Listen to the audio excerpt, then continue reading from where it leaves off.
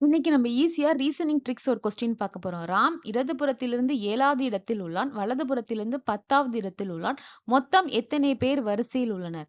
இதுக்கான ஈஸியான tricky formula என்னன்னு பார்த்தீங்கன்னா, total number of person is equal to left plus right minus 1. அதாவது ஒரு பெர்சன் கொடுத்து அவங்க லெஃப்ட் சைட்ல இருந்து ஒரு இடத்துலயும் ரைட் சைட்ல இருந்து அதே பெர்சன் இன்னொரு இடத்துலயும் இருக்காங்க அப்படின்னு கொடுத்து, இப்ப how many number of persons அப்படின்னு கேட்டாங்க அப்படின்னா, இப்ப ராம் வந்துட்டு லெஃப்ட் சைட்ல 7th பிளேஸ்லயும் ரைட் சைட்ல 10th பிளேஸ்லயும் இருக்கான். So 7 plus 10 minus 1.